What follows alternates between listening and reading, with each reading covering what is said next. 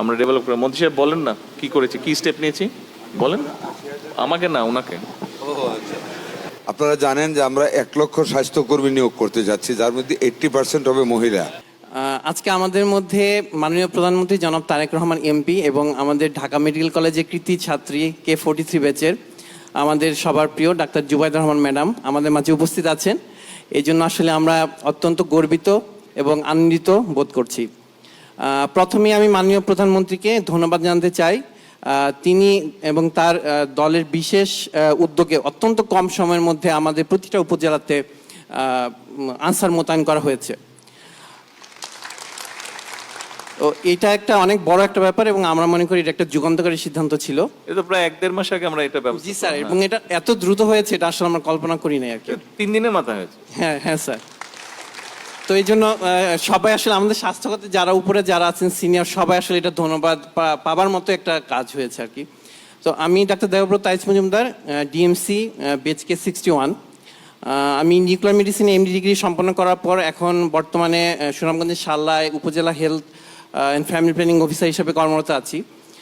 আমি দুইটা বিষয়ে একটু ফোকাস দিতে চাই বা আপনাদের কাছে একটু তুলে ধরতে চাই। প্রথম কথা হচ্ছে জনবল সংকট, এটা সবাই মোটামুটি জানে, কিন্তু অনেকে যেটা জানে না সেটা হলো আমাদের টেকনোলজিস্টের খুবই অভাব। বিশেষ করে উপজেলা পর্যায়ে প্রান্তিক পর্যায়ে টেকনোলজিস্ট নাই দেখে, যেমন আমার শালার কথাই বলি, আমার এখানে এক্স রে এবং প্যাথোলজি ল্যাব আছে কিন্তু আমি টেকনোলজিস্ট নাই দেখে চালাতে পারছি না। তো সেক্ষেত্রে আসলে আমাদের যারা সেবা গ্রহীতা বা যারা হচ্ছে পেশেন্ট তারা কিন্তু আসলে পূর্ণ সেবাটা পাচ্ছে না। এটা একটা বিশাল একটা রেফারেল যেটা আগে নিয়ে কথা হচ্ছিল যে এটাও রেফারেল একটা কারণ। আপনার এই যে টেকনোলজি যে এই যে যারা দরকার ল্যাবের লোকজন, এই ব্যাপারে আমরা অলরেডি কিন্তু সিদ্ধান্ত নিয়েছি আমরা এই ব্যাপারে। আমরা ডেভেলপ করে মন্ত্রী সাহেব বলেন না কি করেছি, কি স্টেপ নিয়েছি বলেন, আমাকে না ওনাকে। যে সম্মানিত ডাক্তার, আপনারা জানেন যে আমরা 1 লক্ষ স্বাস্থ্যকর্মী নিয়োগ করতে যাচ্ছি, যার মধ্যে 80% হবে মহিলা। আমি আসতেছি এই 80% মহিলার মধ্যে আমরা বিভিন্ন টেকনিশিয়ান আমরা এর মধ্যে পর্যাপ্ত পরিমাণে রিক্রুট করতে যাচ্ছি। আগামী মাসে তার অ্যাডভার্টাইজমেন্ট হবে। আপনারা জেনে আরও খুশি হবেন যে আমরা প্যাথোলজিক্যাল ল্যাবটাকে we are going to extend it up to the upazila level under the advice of our honourable prime minister. সেটার জন্য আমরা কাজ শুরু করেছি। আমাদের যে ইকুইপমেন্টস ইম্পোর্টে আমরা যাচ্ছি, এগুলি আমরা এক্সপোর্টে যাচ্ছি, ইম্পোর্টে যাচ্ছি, এটা আমাদের উপজেলা লেভেল পর্যন্ত পৌঁছে দেবো। এমনকি কিডনি ডায়ালাইসিস 10 বেড আমরা করতে যাচ্ছি উপজেলা লেভেল পর্যন্ত আগামী 5 বছরের ভিতরে। অনেক ধন্যবাদ স্যারকে, অনেক ধন্যবাদ। আমি একটু আপনার স্পেসিফিক কোশ্চেন একটু অ্যাড করি। আপনি তো মেডিকেল টেকনোলজিস্টদের ইস্যুটা এনেছেন। আমরা ইতিমধ্যেই সিদ্ধান্ত নিয়েছি প্রত্যেক উপজেলায় অতি দ্রুতই আমরা 2 জন করে মেডিকেল টেকনোলজিস্ট পৌঁছে দেবো ইনশাআল্লাহ। স্যার থ্যাংক ইউ স্যার, অনেক ধন্যবাদ আমাদের সবার পক্ষ থেকে।